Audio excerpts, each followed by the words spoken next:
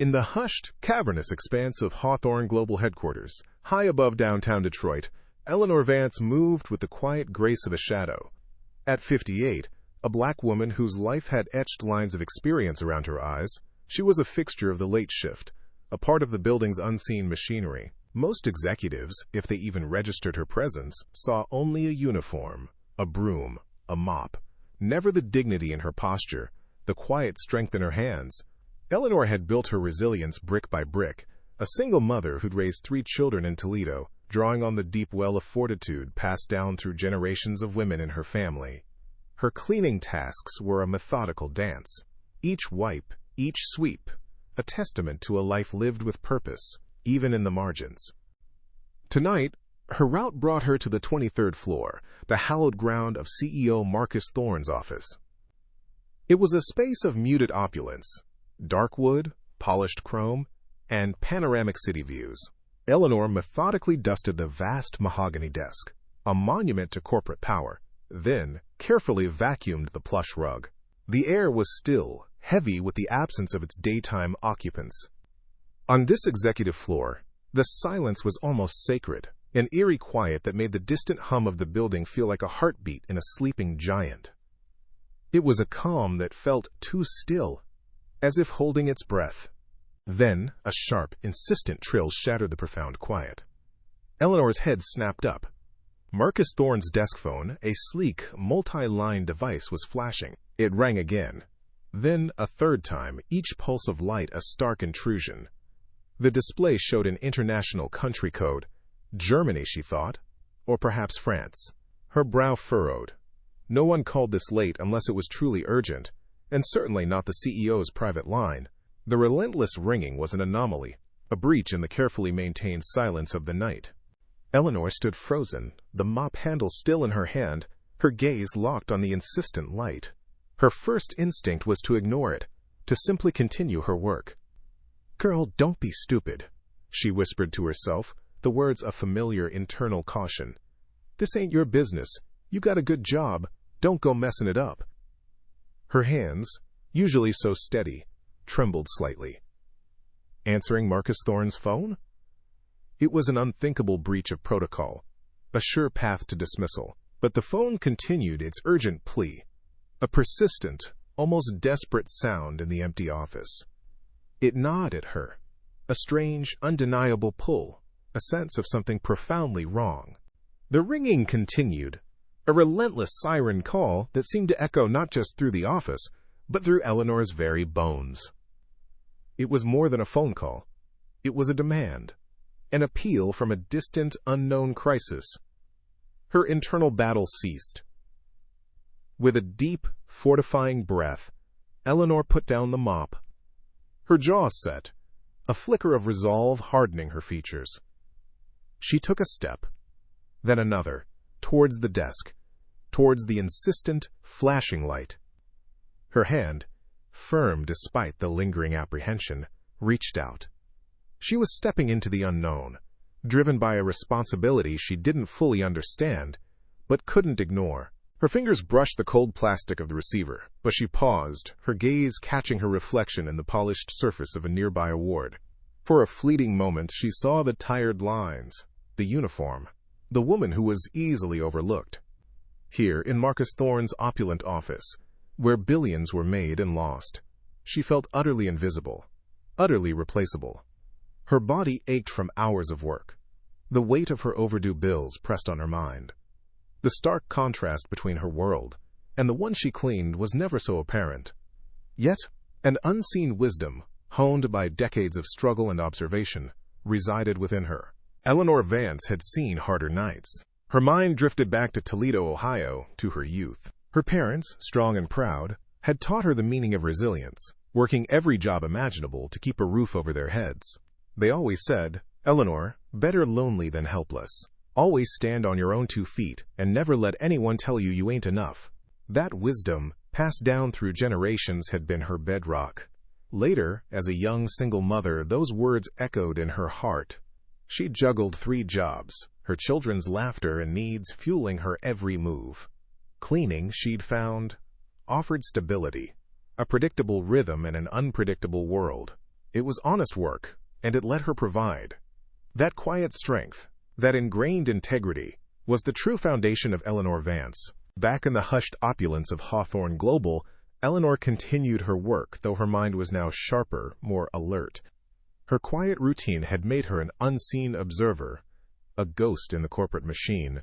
While polishing glass or emptying waste bins, her eyes often scanned the discarded documents, the hastily scribbled notes, the half-eaten lunches.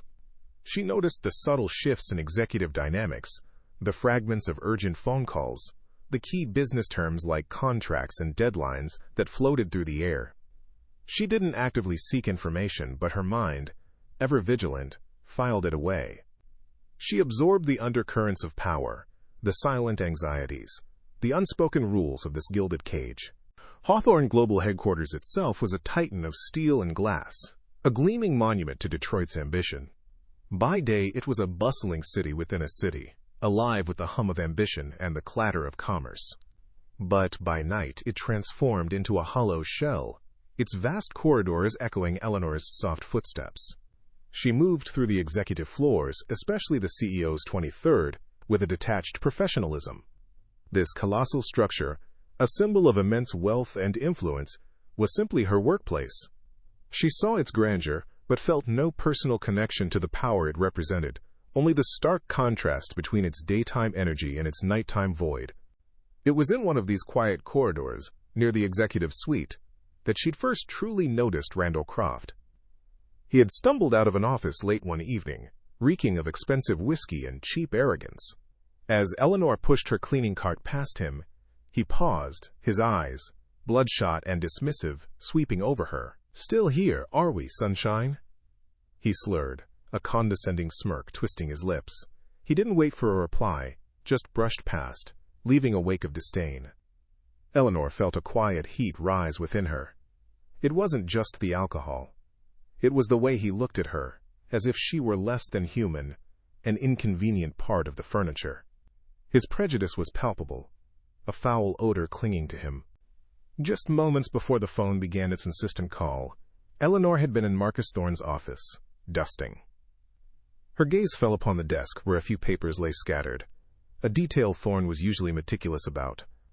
Among them was a thick contract, several passages highlighted in an aggressive yellow. A margin note, hastily scrawled, caught her eye. It was Randall Croft's distinctive, sprawling hand.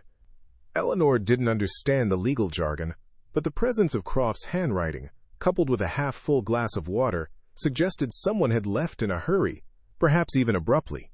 A faint unease stirred within her. As Eleanor turned from the desk, pushing her cart quietly, the phone on Thorne's desk shrieked again. Its sound cut through the silence like a knife, echoing, insistent, demanding. Her chest tightened, a knot of apprehension forming in her stomach. This wasn't a wrong number or a persistent telemarketer. The urgency in its relentless ringing felt like a physical throb in the empty office. This was a crisis, a call that needed answering, and she was the only one there. The weight of it pressed down on her, pulling her back. Eleanor stood for a beat, her heart hammering against her ribs, the phone's ring a siren in her ears. Her internal debate was over. She walked back into the office, her movements deliberate, her hand reaching, almost against her will, for the receiver. Her fingers wrapped around the cool plastic. She glanced at the illuminated screen, the international country code flashing, undeniably from Munich, Germany. Taking a deep breath, Eleanor Vance, the unseen cleaning lady, lifted the phone to her ear. "Hello?" she said, her voice a little shaky, a little hesitant, but firm. The quiet of the office held its breath, waiting for the response. The receiver felt cold and slick in Eleanor Vance's trembling hand. She had barely managed a hesitant "Hello?" when a voice, sharp and laced with an unfamiliar European accent, exploded through the line. "Finally! Someone answers! Is this Hawthorne Global? This is Dr. Julian Richter from Munich, Germany. I have been trying to reach someone, anyone, for the last 2 hours." Eleanor's eyes widened, the urgency in his tone like a physical blow. He didn't wait for a response. "The contract." They changed the language. "This is a serious problem. Billions on the line. Do you understand?" "I cannot. I simply cannot proceed if this is not corrected tonight." The words tumbled out, a cascade of panic and fury, painting a vivid picture of a corporate crisis unfolding across an ocean. Eleanor's mind reeled, the weight of the call pressing down on her. Eleanor swallowed hard, her own voice barely a whisper against the storm of Dr. Richter's frustration. "Sir, I'm not the person you think I am. I'm part of the night staff here." She heard a frustrated sigh on the other end, a dismissive huff. "It does not matter who you are. The deal is dying. Do you understand? Someone changed the terms." He sounded as if he were speaking to a particularly slow child. Eleanor's gaze, however, had instinctively darted to the CEO's desk, specifically to the highlighted passages she'd noticed earlier. Her mind, ever observant, sifted through fragments of executive chatter she'd unconsciously absorbed. "Dr. Richter," she began, a surprising clarity in her tone. I'm not an expert, but I think I see what you're talking about. This part here, about exclusivity." There was a sudden, stunned silence on the line, then a gasp. Yes, exactly. The original agreement did not have this. Someone added it. His voice, though still tense, held a flicker of astonished validation. A fragile thread of hope, almost imperceptible, seemed to connect them. Eleanor's mind, despite her pounding heart, raced. She couldn't fix a multi-billion-dollar contract, but she could buy time. "Look, I can't fix this for you, Dr. Richter," she said, her voice gaining a surprising steadiness. "But what I can do is make sure your message, all of it, gets to Mr. Thorne first thing in the morning. I'll make sure he knows exactly what's happening." She tightened her grip on the receiver. "Just hold on until then, please. Don't pull the deal. Give us a chance to make this right." There was a long pause, filled with the static of the international connection. "All right," Dr. Richter finally grumbled, the frustration still evident. "I wait. But no later than tomorrow, Vance. Sunrise." Eleanor let out a breath she hadn't realized she was holding. The click of the line going dead echoed in the silent, opulent office. Eleanor slowly lowered the receiver, her hand trembling visibly. It felt impossibly heavy, as if it still carried the weight of Dr. Richter's urgency, the threat of billions lost. She stared at the sleek, dark phone, its screen now blank. What had she just done? A cleaning lady, making promises about a corporate deal that could shake the very foundations of Hawthorne Global. The immense gravity of the conversation settled over her, chilling her to the bone. Her chest tightened with a mixture of fear and apprehension for the unknown consequences that lay ahead, for herself and for the company. Just as Eleanor was beginning to process the magnitude of her action, the phone sprang to life again, its insistent ring shattering the fragile quiet. The same international number flashed. Her heart lurched, but a new resolve hardened her expression. She picked up. Dr. Richter's voice, this time, was clipped and controlled, a dangerous edge replacing the earlier panic. "Vance." "Yes. You said your name was Vance?" He paused, as if expecting her to falter. "Do you understand what happens if I walk away? My company is not in the business of being cheated." "Do they intend to cheat us? Did they change this clause on purpose?" The subtle dismissiveness in his tone, the way he questioned her, stung. But it also ignited a quiet spark of indignation within Eleanor. Eleanor's mind flashed back to the heated argument she'd overheard weeks ago, the raised voices of executives in the conference room, pushing the exclusivity clause through. Someone had said, followed by Randall Croft's booming, arrogant laugh.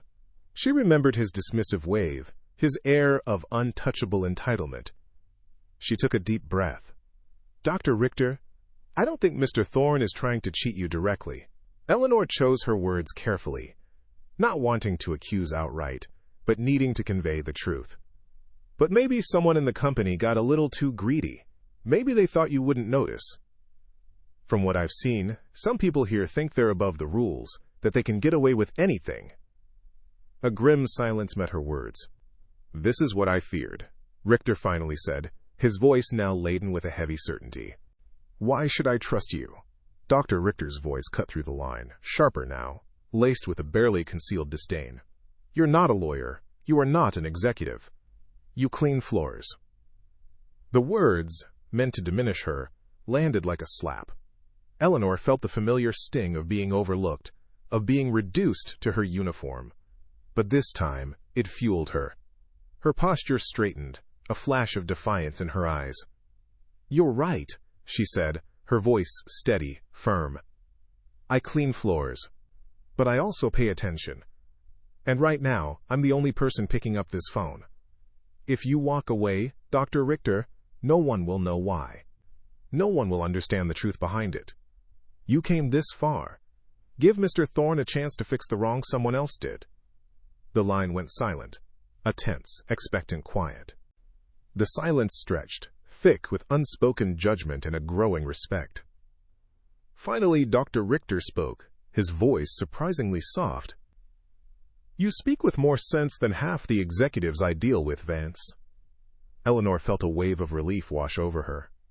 "Fine, I wait. But no longer than sunrise. If I do not hear from Mr. Thorne by then, the deal is off. Do not break this promise, Vance. I risk everything on your word." The weight of his trust, of the billions at stake, settled heavily on Eleanor's shoulders. "I understand," she said, her voice steady despite the tremor in her heart. "You'll have your answer." The call ended, leaving Eleanor alone once more, the immense responsibility now a tangible presence in the silent office. The second call ended, leaving Eleanor with a hollow echo in her ear. Her knees felt like water, threatening to give out beneath her. Slowly, hesitantly, she made her way to Marcus Thorne's imposing leather chair, a throne she'd never dared to even brush against before. She sank into its plush depths, the rich material a stark contrast to her worn uniform. Her body, usually a vessel of quiet endurance, now felt utterly spent. She stared out at the glittering cityscape, Detroit's lights a distant, uncaring blanket. A fragile but profound sense of pride settled in her chest. She had saved this deal, at least for the night. But beneath it, a cold tendril of apprehension coiled. What would the morning bring? What would Mr. Thorne say when he discovered his cleaning lady had been playing diplomat with billions on the line? The audacity of it all was almost dizzying. Eleanor finished her remaining rounds in a daze, the methodical swipe of her cloth, a hollow rhythm against the rising sun. Golden light now spilled across the 23rd floor, painting the polished surfaces with a deceptive calm. She felt utterly drained, but leaving was unthinkable. She needed to see this through, to face whatever came next. She paced near Thorne's office, a restless shadow in the brightening corridor. Dr. Richter's deadline loomed, a silent clock ticking in her mind. The air crackled with anticipation, each passing minute drawing her closer to the inevitable moment of truth. Precisely at 7 a.m., the elevator doors chimed, and Marcus Thorne emerged, his powerful stride echoing down the hall. Beside him walked Miss Chen, efficient and poised. Thorne, a man who commanded every space he entered, pushed open his office door. His eyes, usually scanning the horizon for the next conquest, immediately fell upon his desk phone, still off the hook. He froze, his imposing figure suddenly rigid. His expression, usually unreadable, now held a flicker of deep concern. Ms. Chen, noticing the subtle shift, glanced at the phone, then at Thorne, a question forming in her eyes. The silence that followed was heavy, pregnant with unspoken questions and the weight of the night's events. Eleanor stepped forward, her heart hammering against her ribs, her voice a shaky whisper that somehow found its strength. "Mr. Thorne," she began, the words tumbling out before she could second-guess herself. "The phone. It kept ringing. A client from Germany, Dr. Julian Richter. He was very upset. Said the contract had a clause about exclusivity that wasn't supposed to be there. He was ready to walk away, sir. Billions on the line." Thorne's eyes, initially wide with surprise, narrowed into dangerous slits. I told him to wait," Eleanor continued, finding a strange courage in the CEO's silence. "I told him you'd fix it.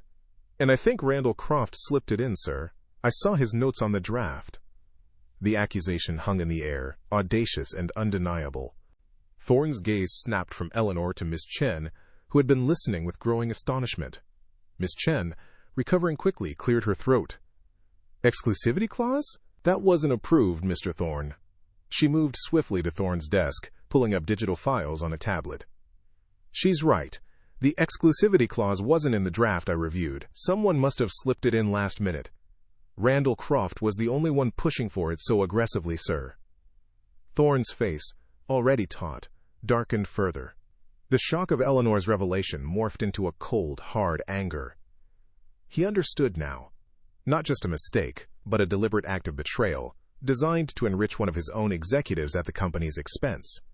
Eleanor watched, a quiet relief washing over her as her story and her judgment were validated. Thorne turned away from them, walking to the vast window overlooking the city, his back to the room. He stood there, a solitary, powerful figure grappling with a profound realization. It wasn't just Randall Croft's greed, it was his own oversight.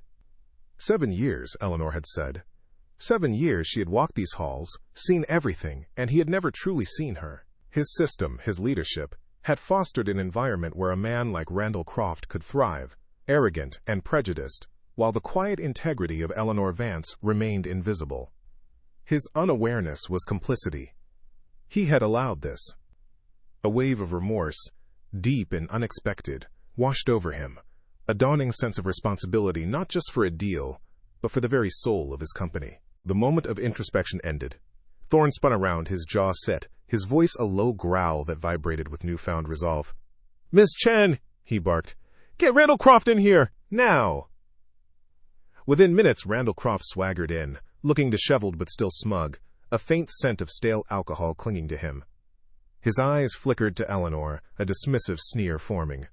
"What's all this, Marcus? Bit early for a meeting, isn't it?" Thorne didn't waste a second on pleasantries. "Croft! Explain this exclusivity clause you slipped in to the Munich contract. Explain it to Miss Vance, who saved this company from your greed. You're fired. Get out of my building. Now!"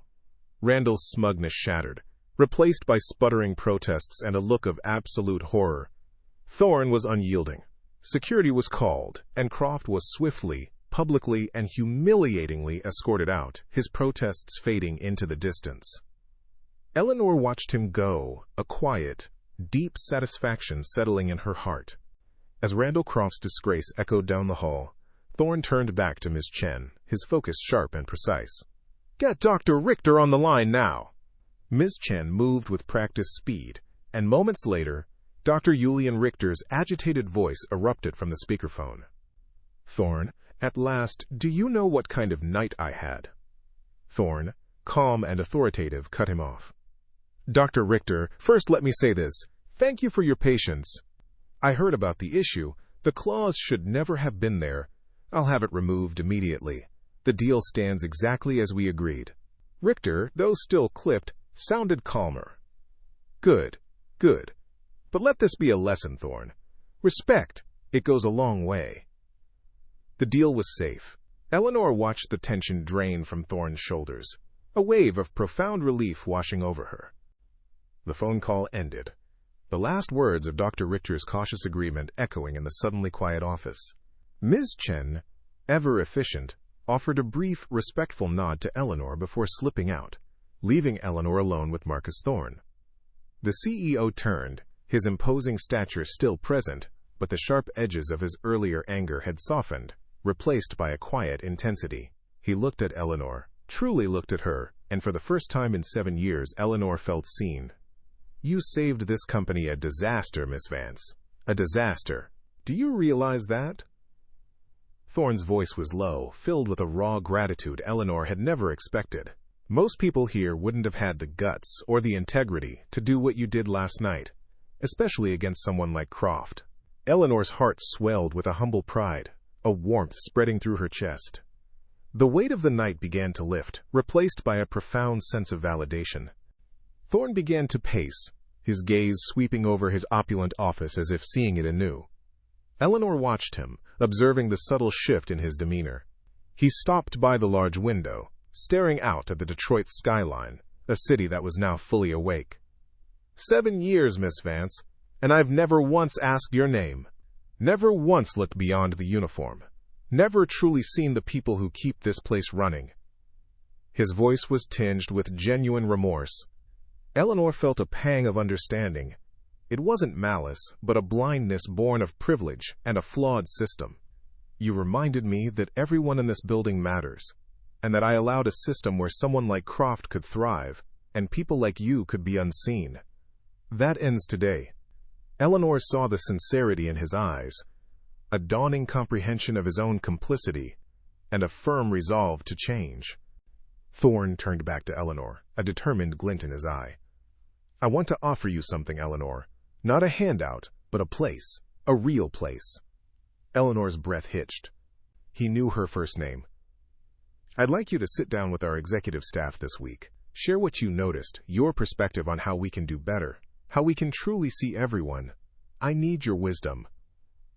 Eleanor was speechless, her mind racing. A seat at the table? Her? It was beyond anything she could have imagined. Her eyes, wide with shock and burgeoning hope, met his. I don't know what to say. She finally managed, her voice barely a whisper. Thorne offered a small, encouraging smile. Say yes. And with a firm nod, Eleanor found her voice. Yes. She reached out, shaking his extended hand, a silent pact forged between them, a handshake that felt like the beginning of everything. Days blurred into a week, and Eleanor Vance observed the subtle, yet significant, shifts within Hawthorne Global. New directives about employee respect found their way into staff emails. Marcus Thorne, true to his word, was seen not just walking through the lower floors, but genuinely engaging with the staff, pausing to listen, to learn names. Eleanor herself, though still wearing her uniform, felt a palpable change in how she was perceived. Colleagues in the cleaning crew, initially bewildered, now offered quiet smiles of solidarity, sensing a new era. The hushed whispers of executive meetings now included a more diverse range of voices, a direct ripple effect from Eleanor's unexpected intervention. The air in the building felt lighter, cleaner, as if a layer of unseen dust had finally been swept away. Weeks later, Eleanor found herself in a polished conference room, not with a mop and bucket, but with a notepad and a calm, steady heart. She sat at the long table, a place of honor among the executives, including a slightly bewildered but attentive Miss Chen. When Marcus Thorne gestured for her to speak, Eleanor's voice, once so often unheard, resonated with quiet authority. When people feel seen, Mr. Thorne, she began, her gaze sweeping across the faces, they care more. Not just about their job, but about the company itself. They notice things that can save you billions, or prevent a disaster. Thorne nodded, listening intently, as did the other executives. Eleanor, the former invisible presence, was now the company's moral compass, her wisdom charting a new course. In the months that followed, the story of Eleanor Vance became a legend whispered through the halls of Hawthorne Global, then amplified into a powerful, inspiring narrative across Detroit. Eleanor was no longer invisible. People greeted her by name, not just respectfully, but with genuine warmth. Executives, humbled by her integrity, even sought her opinion on matters of company culture and employee well-being. Marcus Thorne, a changed man, consistently acknowledged her contributions, making it clear that her wisdom was an invaluable asset. Eleanor Vance, the cleaning lady, had proven that titles don't define value. Actions do. She had shown the world that integrity triumphs over prejudice, and that the quiet wisdom of those we overlook often holds the key to our greatest challenges.